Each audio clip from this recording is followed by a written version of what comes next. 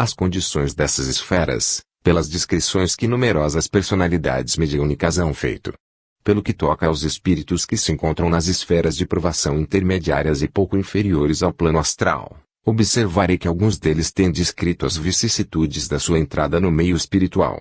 Dentre esses, pode assinalar-se o caso, já agora famoso, do escritor inglês Oscar Wilde, com que já me ocupei longamente, nesta mesma revista, março e abril de 1926. Outro caso interessante é o de um inglês de família nobre, morto em consequência de um acidente, após curta existência de deboches, mas que não era naturalmente mau. Ele se manifestou sucessivamente pelas mediunidades de Miss Aimee Earle e de Miss Florence Dismore, e a história dessas manifestações merece resumida. Miss Aimee Earle é médium psicográfica e clarividente. Certo dia, em que estava a ouvir um trecho de música, que sua amiga Florence Dismore tocava ao piano, teve a primeira visão de um moço moreno. No dia seguinte, estando as duas amigas a ler e comentar uma brochura espiritualista, viu Miss Earle aparecer-lhe ao lado o mesmo fantasma e entabular conversação com ela. Miss Florence Dismore descreve da maneira seguinte esse primeiro encontro. Começou ele por interrogá-la acerca das afirmações contidas na brochura que as duas moças se entretinham a ler e a cujo propósito ponderou: mas, eu não estou morto, pois que estou aqui. O espírito guia de Miss Earle, que, vigilante, também se lhe achava ao lado, conservando-se invisível para o outro espírito, aconselhou ao médium que não respondesse às perguntas deste último e continuasse a ler o seu livro. Ela obedeceu e, terminada a leitura, o moço moreno foi conduzido ao Gures, por seus guias espirituais. Em resumo, os espíritos guias o tinham trazido à presença dos dois médiuns, ao que parece, para lograrem convencê-lo de que morrera e se achava no mundo espiritual. Começavam assim a sua redenção que, dotado como ele era de aptidões especiais, devia operar-se, narrando a sua história por aqueles médiuns, a título de edificação moral e espiritual, em proveito dos vivos. Ele não tardou, com efeito, a se manifestar psicograficamente por Miss Earle, comunicando-lhe que tinha a missão de lhe ditar a história de sua vida, o que entrou logo a fazer. Miss Earle, cujos dias eram tomados pelas suas ocupações profissionais, reconheceu não dispor do tempo necessário para receber o ditado metódico de uma exposição completa. Por isso, depois do recebimento das 3 primeiras mensagens, decidiu, de acordo com o espírito que se comunicava, que este continuaria a ditar a sua história a Miss Florence Dismore. Foi o que se deu, até que a exposição se concluiu. Essa obra traz o título, de Progression Oti Marmaduke. O espírito relata nela a sua história mundana, as circunstâncias de sua morte, os remorsos que o assaltaram depois do seu trespasse, a generosa intervenção de um amigo morto, que ele, quando vivo, ofendera profundamente, e as consequências felizes do seu arrependimento, que lhe abriram o caminho da redenção. Se bem esse espírito se demore pouco a tratar da crise da morte, contudo, não tendo à minha disposição outros casos do mesmo gênero, decido-me a reproduzir o pouco que ele diz a respeito. Eis como principia a sua mensagem, ditada a Miss Earle. Que de coisas a desaprenderem a nova existência. Oh, quantas! Quantas! Mas, como há de uma criatura fazer para se redimir? É tarde demais para mim. Entretanto, tenho ao meu derredor espíritos generosos, que me animam, abrindo-me o coração à esperança de que um dia também para mim se realizarão a visão espiritual e a audição das harmonias celestes. Em todo caso, já não me sinto egoísta e experimento viva simpatia pelos outros. Aplicaram-me o tratamento que me convinha, enérgico, mas necessário. Estando eu vivo, um segundo bastou para me dar a morte. Achava-me deitado na falda de uma encosta rochosa. Um bloco se destacou lá do alto e me esmagou a cabeça, tornando-me irreconhecível em semblante. Reconheceram-me unicamente pelos papéis que levava na minha carteira. Isso foi obra de um instante. Vi-me, de um golpe, mergulhado nas mais profundas trevas. Procurei, tateando, caminhar através da obscuridade. Nenhuma luz via, ao redor, mortal silêncio, era uma situação terrificante. Parecia-me, às vezes, divisar ao longe uma claridade e perceber sons musicais. Que significavam eles? Sentia que ia enlouquecer e lutava contra o desconhecido como um homem às voltas com o vácuo. Afinal, esgotado, caiu ao chão, numa crise espantosa e indescritível de depressão moral. Maldizia de Deus e do gênero humano. Queria morrer e não podia. Achei-me, em seguida, não sei como, junto à encosta rochosa, onde se achava estendido o meu corpo, eu vi. Tratei de levantá-lo, de ressuscitá-lo, mas tive que me afastar, repelido pelo fedor que se desprendia dele. Achava-me num estranho e incoerente estado da alma, não podia compreender onde me encontrava, nem o que se passara. Veio-me a ideia de que ficara louco, depois do que, fui presa de horrendo pesadelo, do qual precisava livrar-me o mais prontamente possível. A ideia, porém, de que estava morto jamais me acudiu ao espírito. Ignoro durante quanto tempo errei por entre aqueles rochedos. Mas, um dia, finalmente, a minha loucura chegou a uma fase inesperada. Achei-me num meio familiar, do qual participava, embora sem conhecer as pessoas que via. Como quer que seja, estava lá e de lá não me podia ir. Da primeira vez, ouvi música tocada ao piano. Da segunda, ouvi a leitura de um livro e as conversas que se lhe seguiram e que me deram a saber que as duas senhoras que ali estavam tinham conhecimento não só da minha presença, carro do meu caráter. Tratava-se da circunstância, mencionada acima, em que os guias do moço moreno, que ele, aliás, não percebia, o conduziram para junto dos médiuns. Escutei atentamente e aprendi que aquelas duas damas acreditavam que o homem possui um espírito, que sobrevive à morte do corpo. Pensei, que absurdo, mas, de repente, alguém me esclareceu o espírito, transmitindo-me a verdade, quanto ao que me dizia a respeito. Eu então estava morto. Mas, nesse caso, onde me achava? Que fora feito de mim?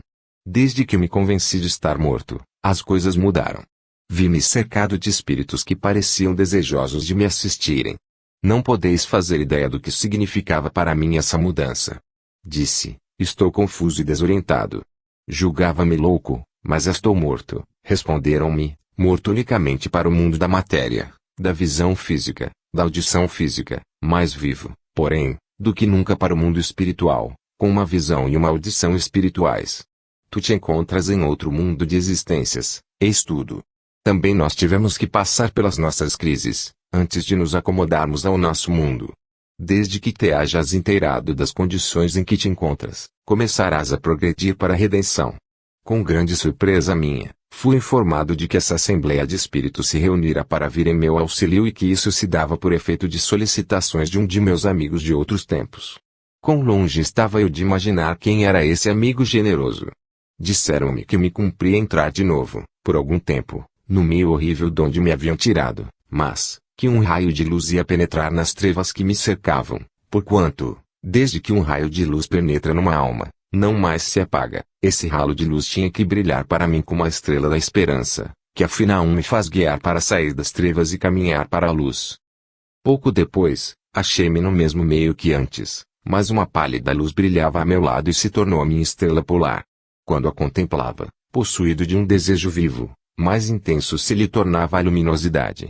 Mostrava-se, ora à minha direita, ora à minha esquerda, porém nunca se apagava. Não me seria possível calcular o tempo que passei nessas trevas, atenuadas por um raio de esperança. Hesito agora em prosseguir a narrativa dos acontecimentos porque passou minha alma. A magnanimidade de um outro, absolutamente digno de Jesus de Nazaré, precipita meu espírito no abismo dos remorsos. A minha iniquidade se ergue diante de mim, como fantasma perseguidor, a me proclamar o mais miserável dos pecadores. Entretanto, devo continuar, pois que a minha narração tem que dar uma pálida ideia do poder do amor no meio espiritual. Não existe mais que uma só lei, o amor, que é perdão, o perdão, que é amor. Enfim, vou dar-me pressa em me confessar. Perdoai-me, se puderdes. Quanto a mim, não posso. Sinto-me desfalecer. Aquele que me soube perdoar é o mais sublime dos homens, porém a sua generosidade me despedaça o coração e a iniquidade da minha falta se levanta, monstruosa, diante de mim. O amigo que trai quando vivo, que abandonei ao seu destino, que reduzi a ser um proscrito da sociedade, foi quem reuniu esse grupo de espíritos para me assistir. Vi que esses mesmos espíritos abriam passagem a um outro espírito que se dirigia para mim, a sorrir. Olhei atentamente. Era ele. Ambrósio. O amigo que eu traí. Estendeu-me o braço. Ocultei, envergonhado, o rosto no seu peito, para mais saturado me sentir de seus pensamentos de perdão e piedade. Paro. Basta por hoje. Interrompo aqui, por minha vez, as citações, a fim de não sair do tema que me propus. Conforme nulo ensino o caso acima, que concorda com os outros do mesmo gênero, Os sofrimentos expiatórios, que atingiriam os réprobos, seriam, principalmente, de natureza moral, consistiriam, primeiramente, em toda sorte de saudades e de desejos insatisfeitos e impossíveis de terem satisfação, depois, em toda sorte de remorsos dilacerantes.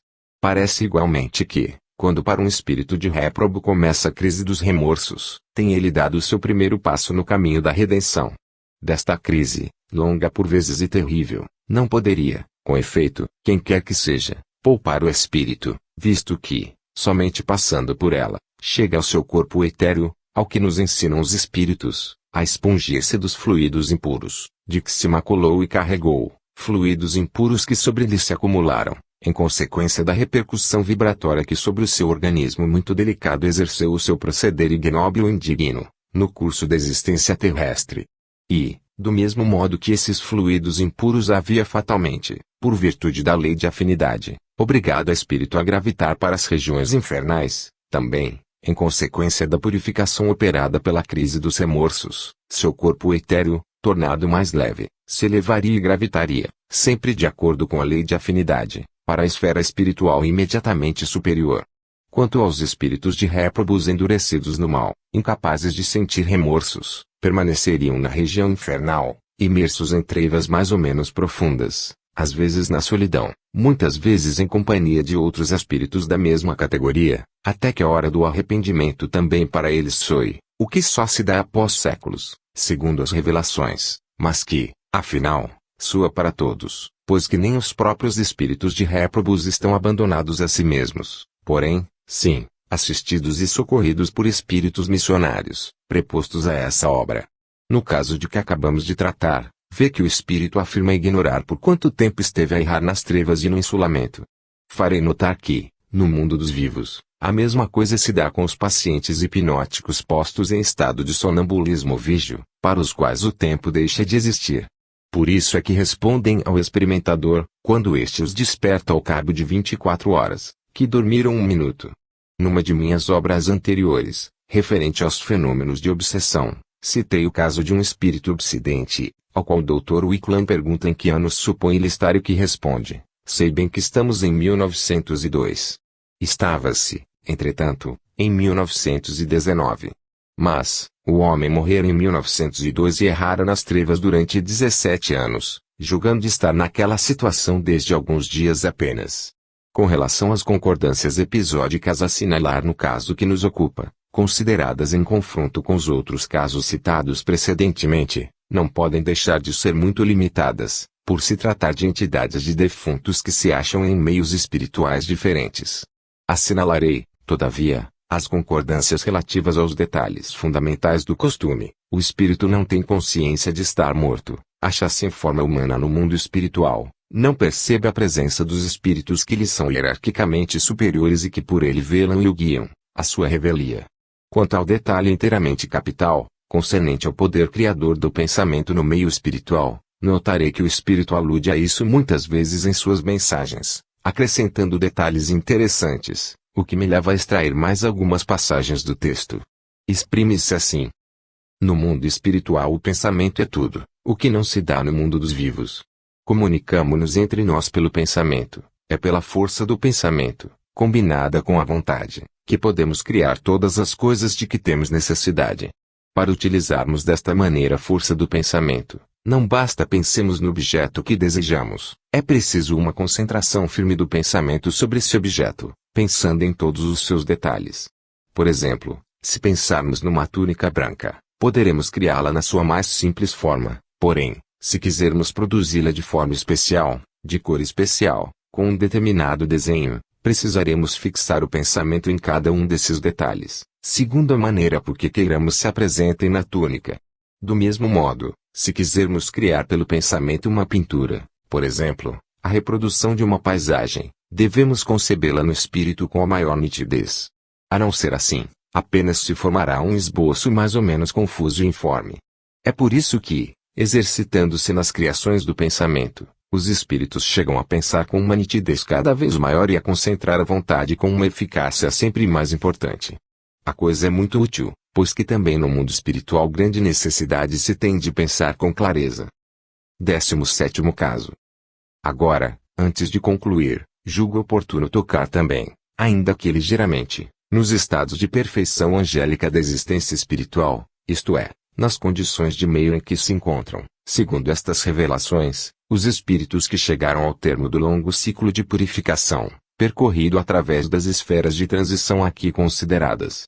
Isto propriamente falando, não está compreendido nos limites que me impus para a execução desta obra, mas, penso que, provavelmente, este problema se há de apresentar com insistência ao espírito de muitos dos meus leitores. É bastante verossímil que eles, ante os resultados a que chegamos com este primeiro ensaio de análise comparada, aplicada às revelações transcendentais, hajam ponderado a si mesmos: muito bem, sabemos agora, fundados em fatos, que os espíritos de defuntos entram numa primeira fase de existência espiritual, que constitui uma reprodução espiritualizada do meio e da existência terrestres. É uma fase transitória, se bem que de muito longa duração, destinada a preparar gradualmente os recém-chegados à existência espiritual propriamente dita. Tudo isso já constitui um acervo importante de conhecimentos adquiridos a tal respeito. Mas, que havemos de pensar da existência espiritual propriamente dita? Como a devemos conceber? Que significa passar ao estado de puros espíritos? Prevejo que as mensagens transcendentais, emanadas de inteligências espirituais existentes no estado de puros espíritos, isto é, na condição de um ser não mais limitado pela forma, deveriam ser, teoricamente, raras ao extremo, o que realmente se dá na prática. Todavia, conhecem-se apanhados de revelações transcendentais, provenientes de inteligências que teriam chegado aos cumes supremos da existência espiritual. É o que se deveria dizer, por exemplo, da personalidade mediúnica Imperator, que ditou a Sintomoses os famosos ensinos espiritualistas, assim como da personalidade mediúnica Selfra, que ditou a Frederico Aines a preciosa brochura de revelações transcendentais intitulada Tu Sait Selpra. Ora, nas mensagens dessas inteligências muito elevadas, alguns esclarecimentos se encontram acerca do que se deveria entender por uma existência espiritual não mais limitada pela forma. É claro que as inteligências em questão começam por dizer que um espírito, encarnado, jamais chegará a penetrar esse mistério. Elas, porém, se prestam a esclarecê-lo um pouco, recorrendo a imagens e símbolos acessíveis à mentalidade dos vivos. Limitar-me-ei a reproduzir os esclarecimentos dados a tal respeito pela personalidade mediúnica de Selfra, entidade que afirma ser o espírito de um monge da Nicomédia, que viveu no século III da era cristã. Principiarei pela reprodução de duas passagens, em que essa entidade confirma a existência de esferas espirituais de transição, nas quais os espíritos guardam a forma humana e se veem num meio análogo ao terrestre. Esse peso, se pode empregar tal termo, do espírito recém-chegado ao mundo espiritual, provém das condições de pecado em que toda gente aí chega. Essa condição é concomitante com a natureza ainda terrenal do conteúdo da alma. Esta se conserva substancial e, de um certo ponto de vista, quase sólida, continua, pois, escrava da forma, isto é, acha-se ainda limitada pelas condições da existência terrestre. Isto pode fazer compreendais porque, no curso das vossas sessões, vedes espíritos que se manifestam em forma humana. Pag. 40. Segue-se que, enquanto a alma, que cumpre se distinga do espírito, do recém-vindo estiver ligada ao mundo dos vivos, de qualquer grau que seja a ligação, o espírito do recém-chegado não pode deixar de existir numa condição quase terrena, por se encontrar num meio espiritual de realização do seu ser, meio que se determina graças ao conjunto de suas concepções acerca de si mesmo. É assim que tem ainda necessidade de gozar das alegrias quase terrenas, de se achar entre pessoas que lhe eram familiares e caras, de se entregar às suas ocupações favoritas, tudo isso com uma transformação para melhor, correspondente às condições espirituais em que se encontra. Repito, essa causa porque, nas esferas espirituais próximas do mundo dos vivos, os espíritos existem em condições análogas às terrenas. Isto explica por que tantos espíritos pouco circunspectos, quando se comunicam mediunicamente, se deixam ir até a desvendar aos vivos, sequiosos de maravilhoso, suas existências em um meio espiritual análogo ao terrestre. Pag. 97. Nestas outras passagens das comunicações de Selfra, trata de dar esclarecimentos gradativos sobre o que se deveria entender por um espírito não mais limitado pela forma.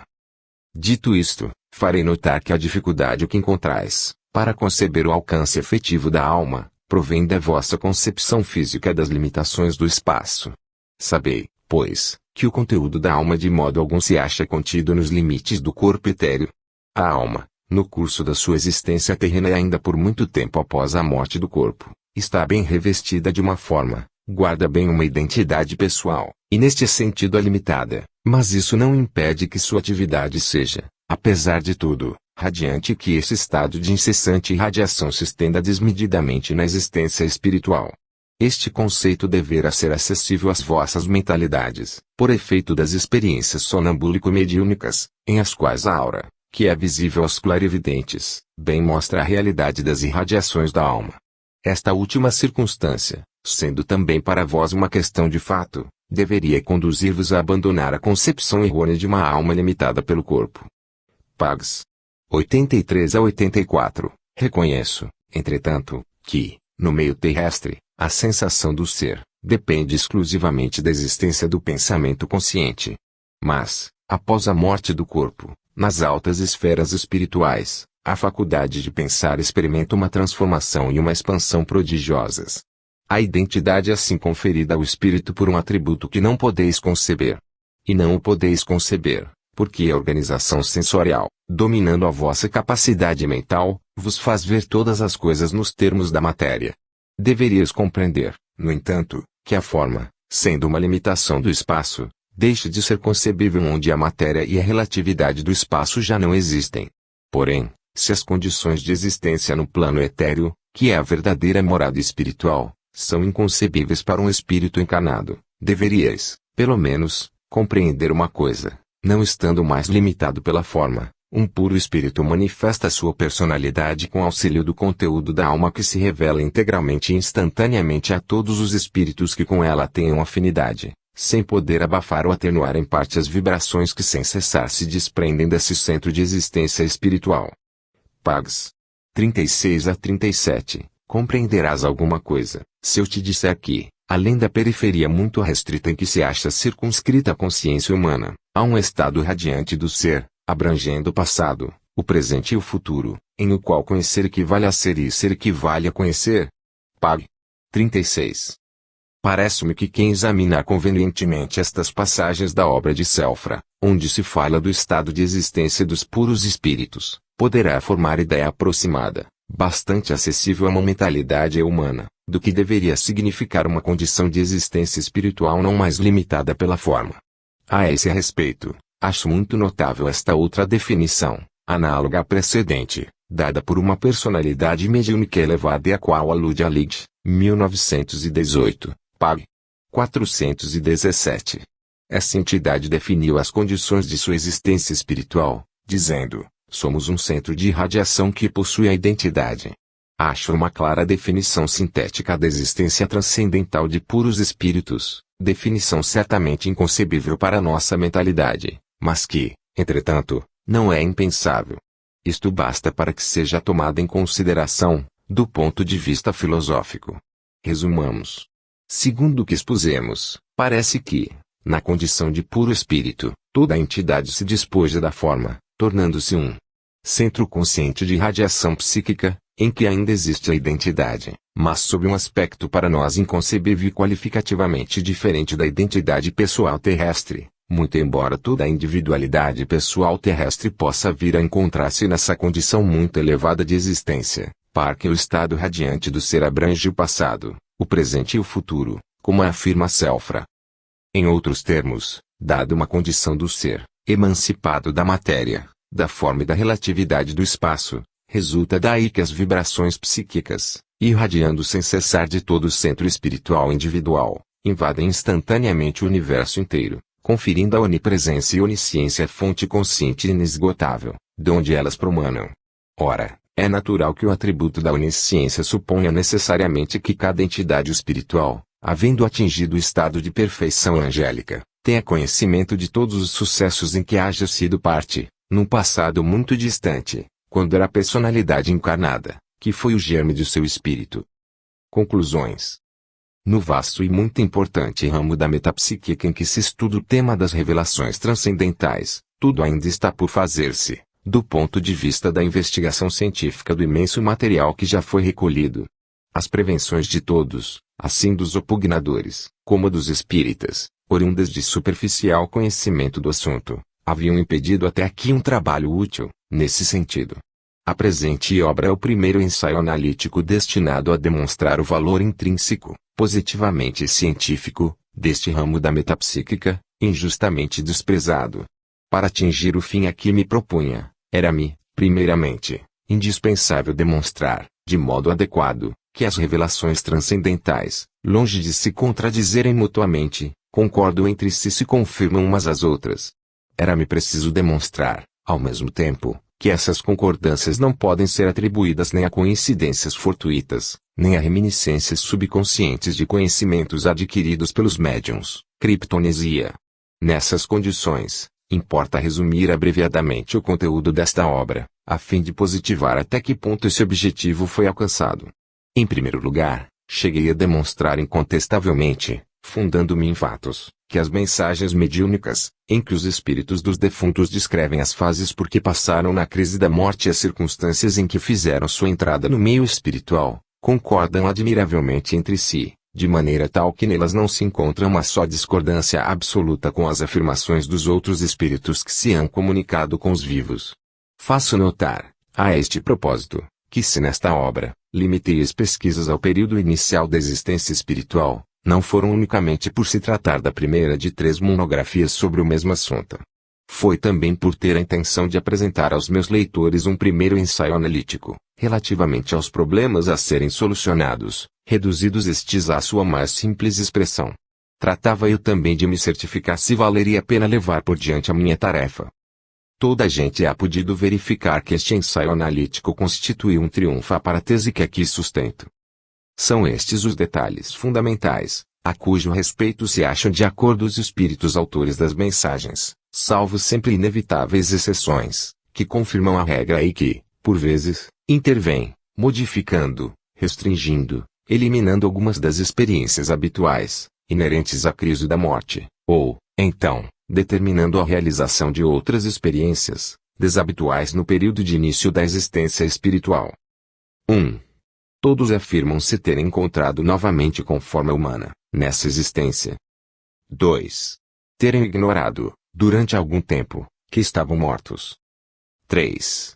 Haverem passado, no curso da crise pré-agônica, ou pouco depois, pela prova da reminiscência sintética de todos os acontecimentos de existência que se lhes acabava, visão panorâmica, ou epílogo da morte.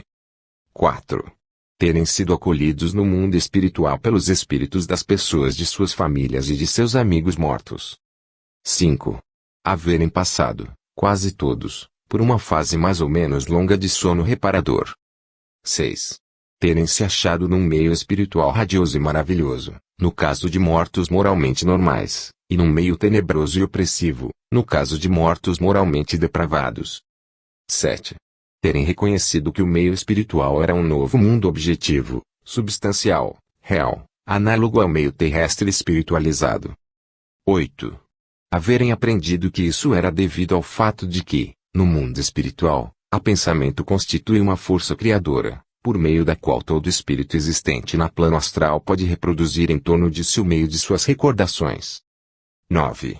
Não terem tardado a saber que a transmissão do pensamento é a forma da linguagem espiritual, se bem certas espíritos recém-chegados se iludam e julguem conversar por meio da palavra. 10.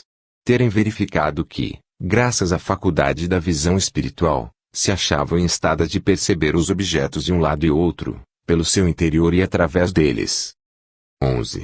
Haverem comprovado que os espíritos se podem transferir temporariamente de um lugar para outra, ainda que muito distante, por efeito apenas de um ato da vontade, o que não impede também possam passear no meio espiritual, ou voejar a alguma distância do solo. 12.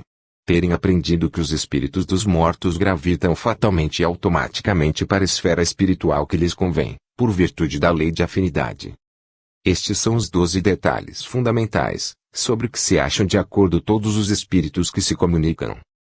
Observarei que basta os examine alguém, uns após outros, e, depois, o conjunto deles, para se convencer de que apresentam aos vivos um quadro esquemático completo dos sucessos que aguardam todos os humanos, no curso da crise da morte, e das impressões que os esperam à sua chegada no meio espiritual. Por outro lado, não existe, nas narrações de que se trata, um só elemento importante, a cujo respeito os espíritos que conosco se comunicam difiram entre si, de maneira a nos fazer considerar contraditório o elemento em questão.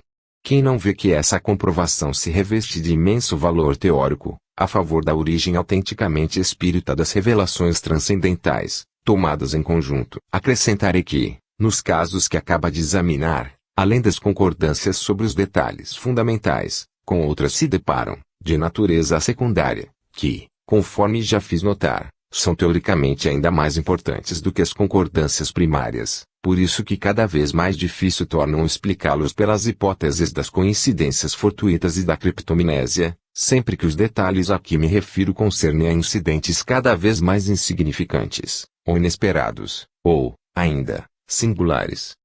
Dentre esses detalhes secundários com que se topa nos casos que reproduzi, assinalo os seguintes. 1. Os defuntos que se comunicam são acordes em afirmar que os espíritos dos mortos, a quem nos ligamos em vida, intervêm para acolher e guiar os recém-desencarnados, antes que haja começado a fase do sono reparador. 2. Quando os espíritos referem ter visto seus cadáveres no leito de morte, geralmente falam do fenômeno do corpo etéreo, a se condensar acima do corpo somático. Este detalhe concorda, quase sempre, com o que constantemente afirmam os videntes que hão estado à cabeceira de moribundos. 3. Eles dizem, de comum acordo, que, assim como não pode haver individualidades vivas absolutamente idênticas, também não podem existir, desencarnadas, individualidades idênticas a ponto de terem que percorrer a mesma escala de elevação espiritual. Segue-se que, mesmo para aquelas que são chamadas almas gêmeas na existência terrestre, um momento chega em que cumpre se separem no mundo espiritual, se bem possam ver-se quando queiram. 4. Acham-se de acordo em afirmar que, embora os espíritos tenham a faculdade de criar mais ou menos bem, pela força do pensamento, a que lhes seja necessário, todavia, quando se trata de obras complexas e importantes, a tarefa é confiada a grupos de espíritos que nisso se especializaram. 5.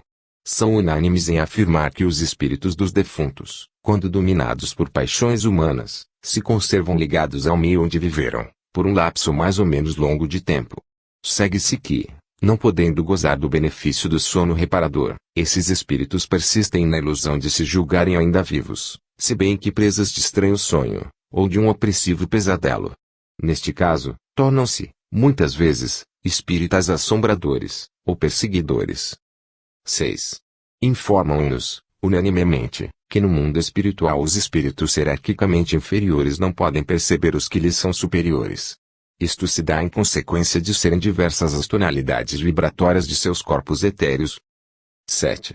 Mostram-se de acordo em afirmar que as dilacerantes crises de dor, que frequentemente se produzem junto dos leitos de morte, não somente são penosas para os espíritos dos defuntos, como os impedem de entrar em relação com as pessoas que lhes são caras e os retêm no meio terrestre. 8. 8 graus, finalmente, afirmam em uníssono que algumas vezes, quando se encontram sós e tomados de incertezas e perplexidades de toda sorte, percebem uma voz que lhes chega de longe e os aconselha sobre o que devem fazer. É uma voz vinda de espíritos amigos que, tendo-lhes percebido de modo telepático os pensamentos, se apressam em lhes transmitir seus conselhos.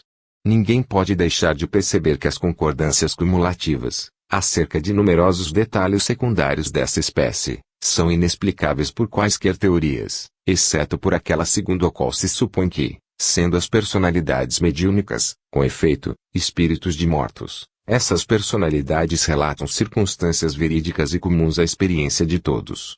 Neste caso, a fato das concordâncias nas revelações transcendentais não implicaria um enigma a resolver-se, tudo se explicaria da maneira mais simples e natural.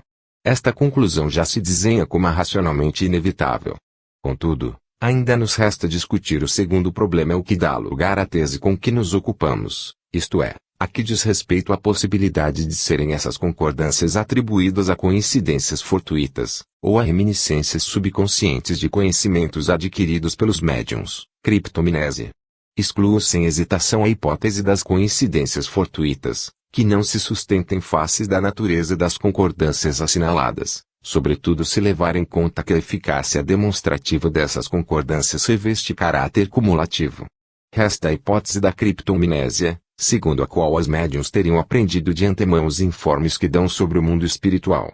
Se assim fosse, uma vez que eles se não lembrassem mais de tais informes, mister se faria supor que estes emergiram de suas subconsciências, em virtude das condições mediúnicas.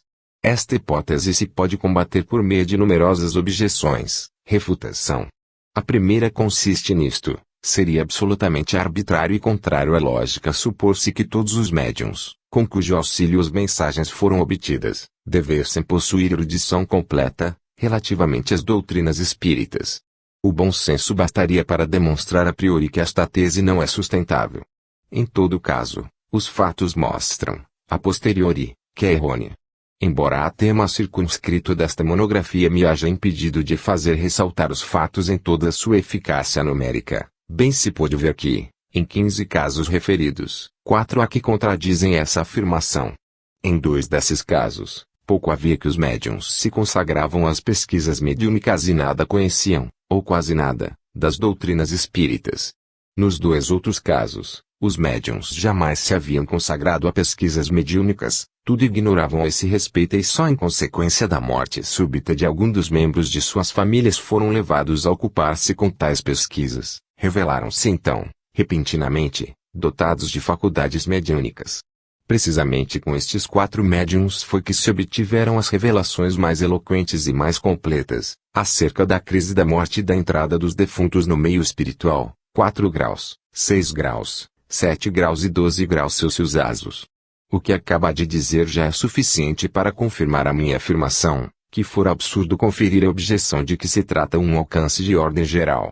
Acrescentarei mesmo que tudo contribui para demonstrar que, ainda nos casos em que intervêm médiuns bem ao corrente das doutrinas espíritas, a aludida objeção não basta para explicar as revelações obtidas com auxílio deles, em as quais sempre se encontram detalhes que escapam, por muitas razões, àquela objeção.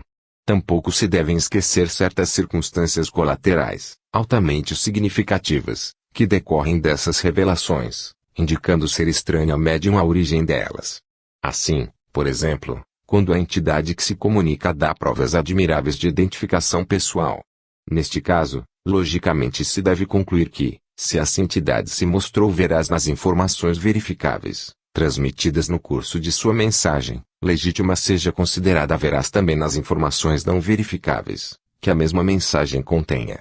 Atente-se ainda em que, muitas vezes, no correr das narrativas de episódios da existência espiritual, vêm intercaladas informações verificáveis que se mostram admiravelmente verídicas.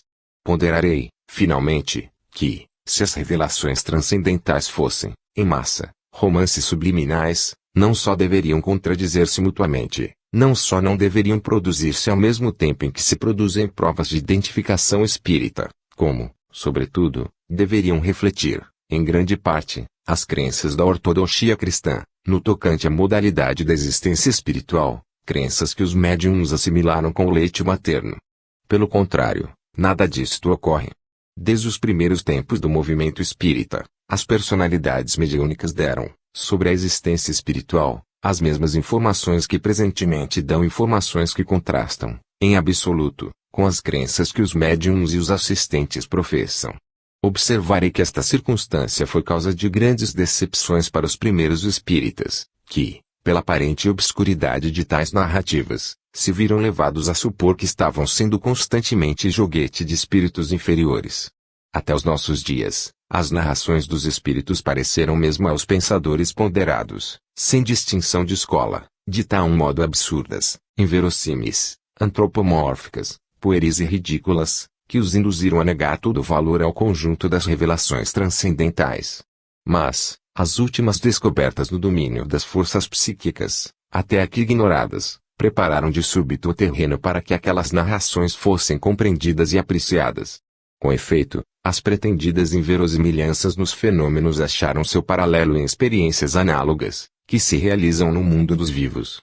O problema das revelações transcendentais passou assim a se apresentar à razão sob aspecto muito outro, fazendo entrever a verossimilhança e mesmo a necessidade psicológica de uma primeira fase de existência espiritual, a desenrolar-se num meio, qual o descreve, de comum acordo, as personalidades dos defuntos que se comunicam. O valor teórico inerente à circunstância de serem contrárias às opiniões dos próprios médiuns, e de toda a gente, as informações que aqueles, desde 1853, davam acerca da existência espiritual, não escapará à mentalidade investigadora do Dr. Gustavo Gelei, que a ele alude nos termos seguintes: concluamos, pois, que todas as objeções tão levianamente feitas ao Espiritismo, a propósito do conteúdo intelectual das comunicações, a propósito das obscuridades, das banalidades, das mentiras, das contradições que elas contêm, não são razoáveis. Ainda mais, o caráter das comunicações, diferentes do que se poderia supor a priori, no começo do movimento espírita, contrário às ideias que se faziam em geral sobre o além, de acordo com o espiritismo religioso, constitui uma prova a favor da doutrina que as soube verificar e explicar tão completamente. Ensaio de Revista Geral do Espiritismo, é precisamente isso. Fica, pois, entendido que a circunstância de as personalidades dos defuntos descreverem, desde o começo do movimento espírita, modalidades de existência espiritual, em oposição diametral às opiniões dos médiuns, dos assistentes e do meio cristão em geral, poderia bastar para excluir as hipóteses da sugestão, da autossugestão e dos romances subliminais. Entenda-se, porém, que falo do conjunto das revelações transcendentais, que realmente o sejam. Antes de incluir, numa classificação científica, coleções de revelações desta espécie, é necessário se lhes examine diligentemente, severamente, o conteúdo, submetendo-as ao sistema da análise comparada e da convergência das provas. Como já eu disse, entre as provas que contribuem para lhes assinalar origem estranha ao médium, cumpre-se registrem os episódios de identificação pessoal do defunto que o se comunica e, sobretudo, os detalhes cuja veracidade se possa comprovar e que, muitas vezes, se encontram intercalados nas descrições da existência espiritual, detalhes que, nesse sentido, são de excepcional eloquência. Todos sabemos, por experiência, quão indispensável é esse trabalho preliminar de seleção, no que respeita a revelações transcendentais, pois que, no curso das sessões particulares, sucede com frequência aparecerem pseudo-mediunidades, que presenteiam os assistentes com esta espécie de narrações, porém prolixas, verbosas e vazias, cuja origem subconsciente a nenhuma dúvida pode dar lugar e nas quais as contradições não enxameiam apenas entre as afirmações dos diferentes pseudo-médiuns, mas também nas que são dadas pelo mesmo indivíduo. São essas infelizes experiências que, feitas sem discernimento e sem qualquer preparação científica, lançam descrédito sobre o conjunto das revelações transcendentais. Não é menos de causar admiração notar-se que, mesmo pesquisadores profundamente versados na metapsíquica, os quais deveriam saber distinguir nesse terreno, persistem em apoiar-se nesses inconsistentes produtos da atividade subconsciente, para condenar, em massa, ao desprezo, as revelações autenticamente transcendentais. Esses, pelo menos, não deveriam cair em confusões de tal natureza. Ninguém jamais se lembrou de negar a existência de uma atividade subconsciente que se manifesta por meio da escrita automática. Ninguém jamais pretendeu negar que a grande maioria das mensagens obtidas nas reuniões familiares, com o concurso de pseudomediunidades de natureza sonambúlica, pertence àquela categoria. Ninguém contestou nunca que, nesse acervo de elucubrações estufadas e vazias, elas mutuamente se contradizem. Nem pode ser de outro modo, dado que se trata de elucubrações subconscientes, de natureza onírica, mas o senso comum deverá bastar para as distinguir das mensagens autenticamente supranormais. Com efeito, um abismo se abre entre umas e outras. Em todo caso, ainda do ponto de vista científico, facilmente se chega a cigaraias, submetendo-as aos 4 critérios de prova que acabo de enumerar. Ora, como esses critérios de investigação científica foram aplicados, nos limites do possível, ao material científico que vimos de examinar, forçoso será convirem que minha obra já serve para demonstrar que o valor científico das revelações transcendentais não mais deve ser posto em dúvida e, por conseguinte, que os que continuarem a estudá-las ulteriormente farão trabalho altamente meritório e útil. Trata-se, efetivamente, de um ramo da metapsíquica destinado a tornar-se a mais importante de todos e exercer enorme influência na futura orientação da ciência, da filosofia, da sociologia e da moral. Resulta daí que esta obra de análise comparada autoriza a preconizar a aurora não distante de um dia, em que se chegará a apresentar à humanidade pensante, que atualmente caminha a tatear nas trevas, um quadro de conjunta, de caráter um tanto vago e simbólico, mas verdadeiro em substância e cientificamente legítimo, das modalidades da existência espiritual nas esferas mais próximas do nosso mundo, esferas onde todos os vivos terão que se achar, depois da crise da morte. Isto permitirá que a humanidade se oriente com segurança para a solução dos grandes problemas concernentes à verdadeira natureza da existência corpórea, dos fins da vida, das bases da moral e dos deveres do homem. Estes deveres, na crise de crescimento que a sociedade civilizada hoje atravessa, terão que decidir dos seus destinos futuros. Quer isto dizer que os povos civilizados, se os reconhecerem e cumprirem, se verão encaminhados para uma meta cada vez mais luminosa, de progresso social e espiritual; se os repelirem, ou desprezarem, seguir-se-á necessariamente, para esses mesmos povos, a decadência, a fim de cederem o lugar a outras raças menos corrompidas do que a raça ora dominante. Fim.